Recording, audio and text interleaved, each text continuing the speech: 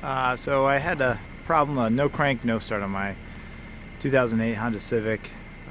Checked the battery, it seemed to be good. You may ask how I checked it. Well, the lights in the car seemed to be working pretty well, and then I just took a voltmeter across the battery. There's no indication that the battery was dying previously, like there was no slow cranking or anything like that. Literally got in the car, nothing. Put the key in to start, nothing. All the lights would come on. Gave me a pretty good clue that maybe it's something beyond just the battery. So I kind of went to the conclusion that it was a starter. I ended up replacing the starter and had the same issue. I was like, well, dang it, what the world's going on? This time I heard a whirring noise, and I don't remember if I heard that previously.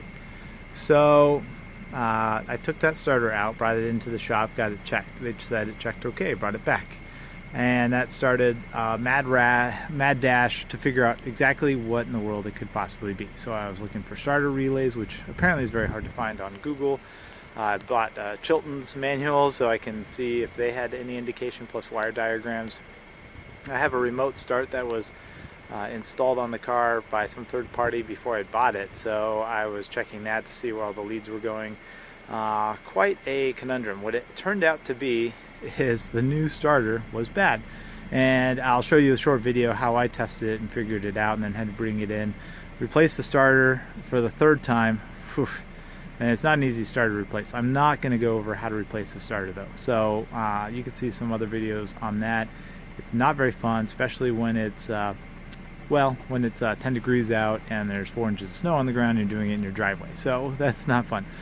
Pro tip, if you have some horse blankets laying around, I would throw them under the car. It definitely helps. You could set up a space heater next to the car, kind of blow some warm air on you while you're working, and throw some what are those hot hands into your shoes to keep your toes from freezing. So here I walk through exactly how you can diagnose the car and where the different components are located, and what you could do with using a test light to figure out if the component's good or bad, and work your way back. So if you're having a no crank issue with your car, first thing to start is just check with the battery. That's probably unlikely if it's very sudden. Now if you notice that the car starts getting harder and harder to start, and then all of a sudden you have a really cold day where the car sits for a while and nothing happens, more than likely it's the battery. If it's very sudden, like what happened with me, then it's more likely your starter. But you do want to check to make sure that it may not be the starter relay. Now there's a couple ways to do that. One is if you hear clicking while you're trying to start the car, that's probably where the relay clicking for the starter. If not, another way to check, there's a wire right here. This wire right here, it's hard to get back there. Well, you can see it's red back there. So it goes into this clip. You can undo this clip, put a test light right inside there, and then ground it on the negative battery terminal here. So test light, just clip it onto the battery, and then go out, touch it onto the lead there.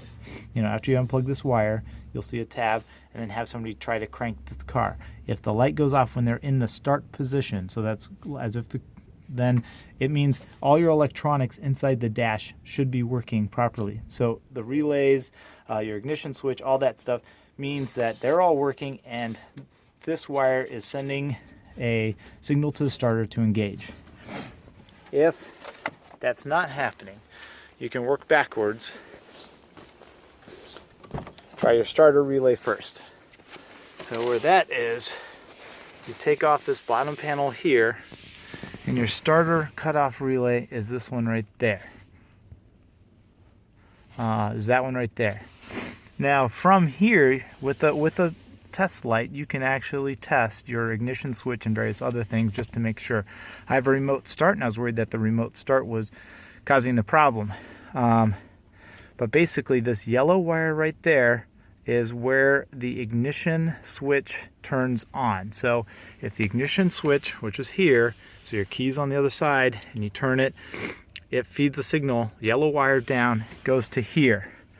what you do is you find a metal piece somewhere here you can clip the test light to, put the probe into the yellow position, and then try to start the car. If that light goes on and you hear a click here, then the ignition switch is working and the relay is working.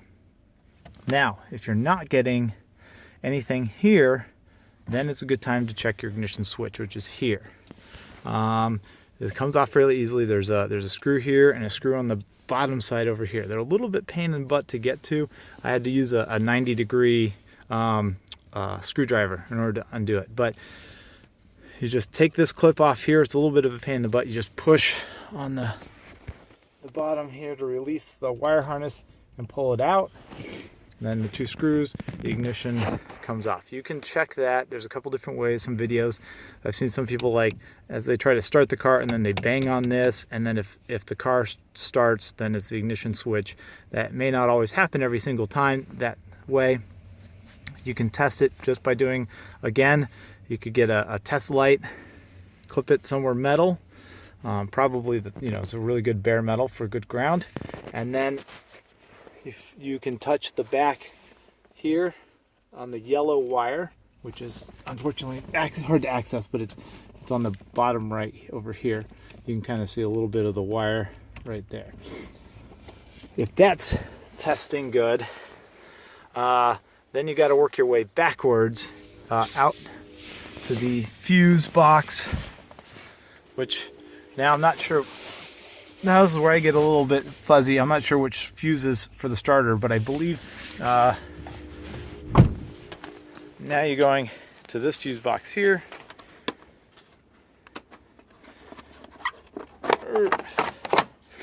And you want to check some of the fusible links. I know that it goes through this 100 amp one and then a few others. On the back here, there's a diagram. It tells you where all the fuses go. If you see this, it says front. So you put it like that, and then you can read where the different lights are. And that's pretty much it. So if you, like I said, you start, assuming you have a good battery, and I had a Chilton's to help me with the wiring diagram. You start at the battery. If the battery is bad, replace it. If the battery's good, and your relays are clicking, more than likely it's the starter, and the starter's a real pain in the boot to change, especially in the wintertime. Alright, so this is one way you can test your own starter outside of the car. With the jumper cables and a jumper wire. Basically, you can hook up to the battery, hook up to the starter, grinding on the case, grounded, the black one on the case, the red one onto this pole here, and then you touch a wire into this lead right there. So basically I have the wire on the positive that you can see coming up towards you, and it's loose here in my hand. I'm not going to do it because I can't hold the camera and do the starter all the way, but you should see the starter spin, and that gear should extend all the way out to the end here. Basically, when the starter engages, this gear should move all the way up to there and spin. I was having problems with the last one. It wasn't going out all the way. It was only going about halfway and wasn't engaging on the flywheel.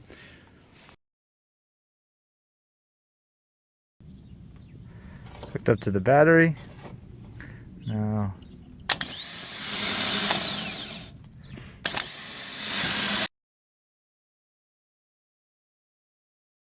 so, hope this helps, and if you like the video, please give me a thumbs up and subscribe. And I don't do a lot with the Honda Civic, but I will on occasionally, or at least thumbs up, maybe not necessarily subscribe. I do have some videos about photography as well if you're interested in that, and thank you very much.